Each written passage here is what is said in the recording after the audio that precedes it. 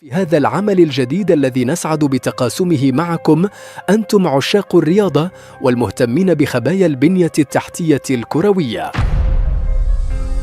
في هذا الفيديو نأخذكم في رحلة بين ثنايا التحولات الكبرى التي تشهدها الملاعب المغربية، وعلى رأسها ملعب الأمير مولاي عبد الله الذي يعاد تشكيله ليكون في مصاف الملاعب العالمية، وهو يستعد لاستقبال كأس العالم 2030. سنتأمل سويا تفاصيل دقيقة قد تغيب عن الأعين لكنها تصنع الفرق على أرض الواقع، من جودة العشب وتقنيات الزرع المتطورة إلى روعة المدرجات وذكاء أنظمة الري والإضاءة، كل ذلك في سبيل تقديم تجربة رياضية تليق بجماهير متعطشة للمجد وبوطن يراهن على الجودة والتميز. وإن كان لمجهودنا قيمة فهي تقاس بدعمكم وتشجيعكم، فلا تبخلوا علينا بالاشتراك في القناة وبوضع إعجاب على الفيديو، فكل تفاعل منكم هو وقود يدفعنا للاستمرار وبذل المزيد لنقدم محتوى يليق بثقتكم.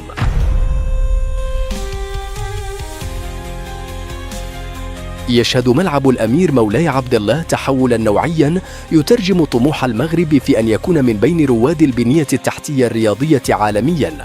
لم يعد هذا الصرح مجرد فضاء للقاءات الكروية، بل أصبح مشروعا متكاملا يجسد تزاوجا بين الحداثة والدقة العلمية، استعدادا لاحتضان أرقى التظاهرات وعلى رأسها كأس العالم 3030.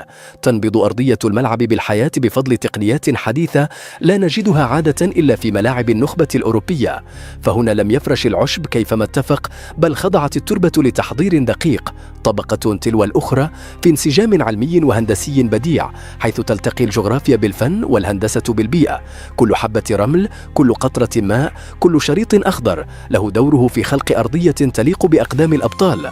وقد جاء هذا التطور استجابة لملاحظات صارخة وجهت إلى الملاعب الوطنية، وعلى رأسها ملعب محمد الخامس بالدار البيضاء الذي عانى من مشكلات متكررة في أرضيته، كاشفا عن ثغرات في التقنيات التقليدية المعتمدة في الزرع والصيانة.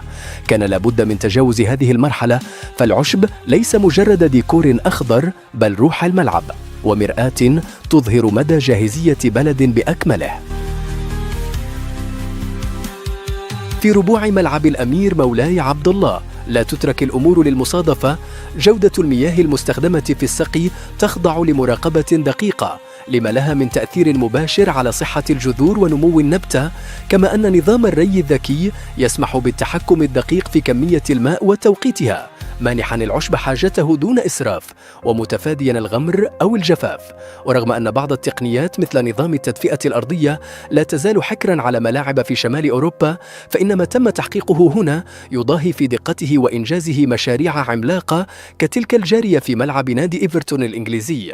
فالطبقات الجيوصناعية المثبتة بعناية تحت التربة تعمل على دعم الجذور وتعزز من مرونة السطح وتسهم في تصريف مثالي لمياه الأمطار، ما يضمن بقاء الملعب جاهزا في مختلف الظروف المناخية. أما في المدرجات فقد أخذت راحة المشجعين بعين الاعتبار، حيث تم تثبيت مقاعد عصرية توفر الراحة والرؤية المثلى، إلى جانب شاشات عملاقة تنقل كل لحظة بحيوية ودقة لتكتمل تجربة المتفرج وتتحول المباراة من مجرد لقاء رياضي إلى احتفال جماهيري شامل. إنه مشروع لا يقتصر على تشييد ملعب، بل هو إعلان عن دخول المغرب نادي الدول المستعدة لاحتضان كبريات التظاهرات الكروية، ليس فقط عبر الإمكانيات المالية بل أيضا من خلال رؤية شاملة تحتضن التكنولوجيا وتحترم البيئة وتراهن على الجودة. ملعب الأمير مولاي عبد الله هو أكثر من بنية تحتية، إنه وعد بمستقبل تكتب فيه فصول من المجد الكروي تحت سماء مغربية.